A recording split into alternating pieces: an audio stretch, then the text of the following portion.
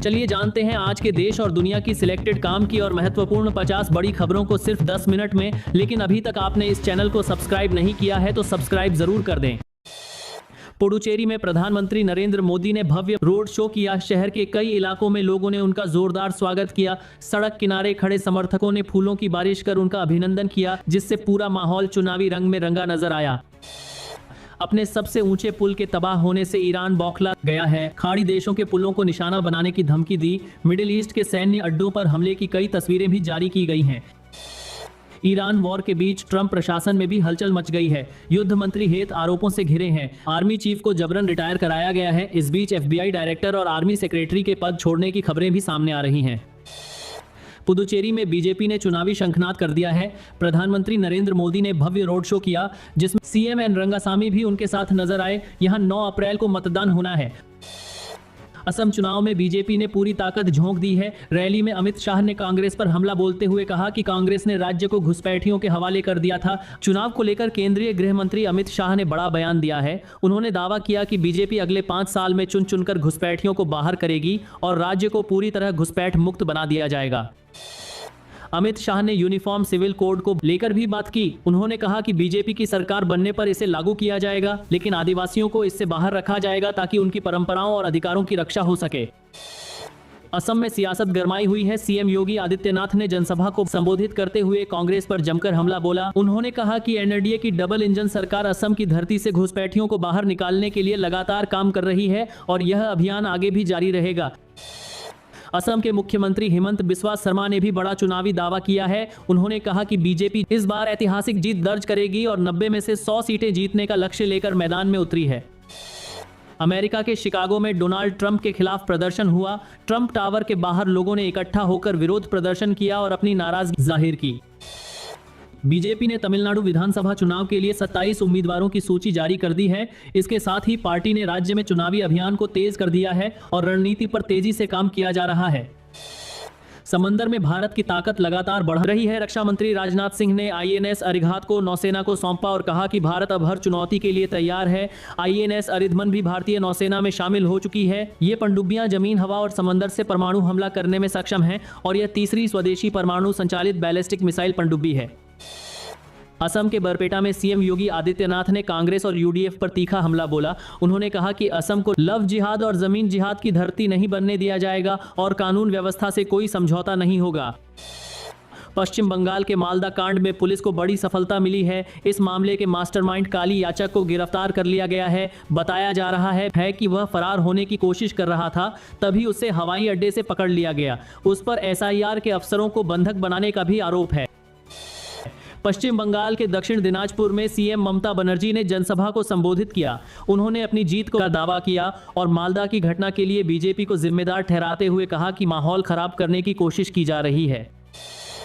पश्चिम बंगाल में चुनाव के बाद भी सुरक्षा व्यवस्था को लेकर बड़ी तैयारी की गई है। अर्धसैनिक बलों की करीब 500 कंपनियां तैनात रहेंगी ताकि किसी भी तरह की हिंसा से निपटा जा सके। दिल्ली की CM रेखा गुप्ता जल्द ही पश्चिम बंगाल के दौरे पर रहेंगी। वे पश्चिम मिदनापुर में चुनावी रैली को संबोधित करेंगी, जिससे कि चुनावी मुकाबला और तेज होने की संभावना है। उत्तर प्रदेश के लखीमपुर खीरी से बड़ी खबर सामने आई है। योगी सरकार ने बांग्लादेश से आए हिंदू परिवारों को राहत देते हुए 331 परिवारों को 3 तहसीलों में बसाने का फैसला लिया है, जिसे एक बड़ा मानवीय कदम माना जा रहा है।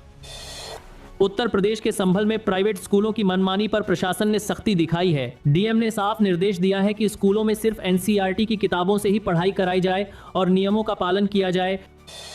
संभल में अवैध मस्जिद के खिलाफ बुलडोजर कार्रवाई का असर देखने को मिला। सरकारी जमीन पर बने मस्जिद और मदरसे को मुस्लिम समाज के लोगों ने खुद ही तोड़ दिया, जिससे इलाके में चर्चा का माहौल है।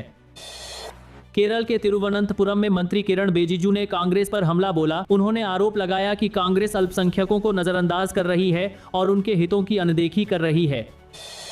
केरल के तिरुवनंतपुरम में चुनावी सरगर्मी तेज हो गई है। स्मृति ईरानी यहां बीजेपी के चुनाव प्रचार में जुटी हैं और 2026 विधानसभा चुनाव को लेकर पार्टी पूरी ताकत लगा रही है।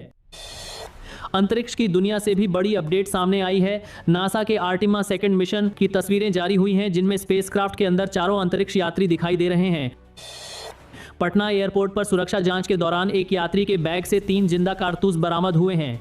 पूछताछ में उसने खुद को जेडीयू का नेता है बताया, जिसके बाद मामले की जांच और तेज कर दी गई है। राजनीतिक हलचल के बीच राघव चड्ढा ने बड़ा बयान दिया है। डिप्टी लीडर पद से हटाए जाने के बाद उन्होंने कहा कि उन्हें खामोश करवाया गया है, लेकिन वे हारे नहीं हैं और अपनी बात रहेंगे।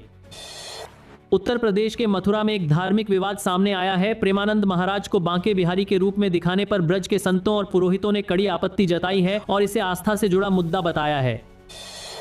उत्तराखंड के देहरादून में गैस सिलेंडर की किल्लत को लेकर लोग सड़कों पर उतर आए। लोगों ने हाईवे जाम कर प्रदर्शन किया, जिससे आम जनजीवन प्रभावित हुआ। अंतर्राष्ट्रीय मोर्चे पर हालात लगातार गंभीर होते जा रहे हैं। इराक के कुर्दिस्तान इलाके में ईरान ने अटैक किया, जिसमें एक इंडस्ट्रियल गोदाम को निशाना बनाया गया और भारी नुकसान हुआ।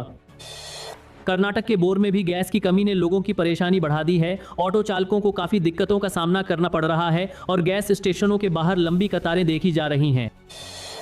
अबू धाबी में गैस प्लांट पर ईरान के मिसाइल हमले की खबर सामने आई है। हमले के बाद प्लांट में आग लग गई और भारी नुकसान हुआ है। मध्य प्रदेश के टीकमगढ़ में कपड़ों के शोरूम में भीषण आग लग गई। इस आग में लाखों रुपए का सामान जलकर राख हो गया और दमकल विभाग ने काफी मशक्कत के बाद आग पर काबू पाया। महाराष्ट्र के सोलापुर में एक बड़ा हादसा हुआ, जहां एक कार नहर में गिर गई। इस हादसे में कार सवार 3 लोगों की मौत हो गई और प्रशासन राहत एवं बचाव कार्य में जुटा है। में एसटीएफ ने बड़ी कार्रवाई करते हुए ड्रग्स फैक्ट्री का भंडाफोड़ किया है। यहां से करीब 3 करोड़ रुपए की एमडी ड्रग्स और केमिकल बरामद किए गए हैं और आरोपी को मौके से गिरफ्तार कर लिया गया। दिल्ली में भी मिलावटखोरी के खिलाफ सख्त कार्रवाई करने के लिए आरोपी को मौके से गिरफ्तार कर लिया गया, जो एक्सपायरी डेट बदलकर कोल्ड ड्रिंक्स और बिस्किट बेच रहे थे। उत्तर प्रदेश के कई जिलों में चोरी और लूट की घटनाएं सामने आई हैं। जौनपुर में मोबाइल शॉप से चोरी हुई, मुजफ्फरनगर में नकदी चोरी हुई, जबकि रुदौली में ज्वेलरी शॉप में तमंचे की नोक पर लूटपाट की गई। उत्तराखंड में रोडवेज बस पर पथराव की घटना सामने आई है। हरिद्वार जा रही बस पर हमला हुआ, जिससे यात्रियों में दहशत फैल गई। राजस्थान और उत्तर प्रदेश में पुलिस ने कई बड़ी कार्रवाइयां की हैं। ड्रग्स मामले में फरार आरोपी को पकड़ा गया। वहीं मुजफ्फरनगर और कानपुर में मुठभेड़ के दौरान बदमाश घायल हुए। दिल्ली में अवैध हथियार रखने वालों के खिलाफ कार्रवाई करते हुए छेनू गैंग के एक सदस्य को गिरफ्तार किया गया है और उसके पास से देसी पिस्तौल बरामद की गई। झारखंड के रामगढ़ में जंगली हाथियों का आतंक देखने को मिला, जहां 3 लोगों की जान चली गई और इलाके में डर का माहौल है। अंतर्राष्ट्रीय स्तर पर हालात बेहद तनावपूर्ण बने हुए हैं। रूस में ट्रेन हादसा हुआ, वहीं इजराइल और ईरान के बीच संघर्ष लगातार बढ़ता जा रहा है। इजराइल ने लेबनान में हिजबुल्लाह के ठिकानों को निशाना बनाया, जबकि ईरान के हमलों में इजराइल में कई लोग घायल हुए हैं। इजराइल में लगातार सायरन बज रहे हैं और लोगों को शेल्टर में जाने के निर्देश दिए जा रहा है। ईरान ने यूएई में एआई डेटा सेंटर पर हमले की चेतावनी दी है और इराक के एरबिल में मिसाइल हमले भी किए हैं। इस बीच तुर्की ने बड़ा कदम उठाते हुए 2 हफ्तों में 60 टन सोना बेच दिया है, जो वैश्विक बाजार के लिए बड़ा संकेत माना जा रहा है। अमेरिकी एजेंसियों का दावा है कि हमलों के बावजूद ईरान की मिसाइल क्षमता अभी बरकरार है और आने वाले समय में खतरा बना रह सकता है।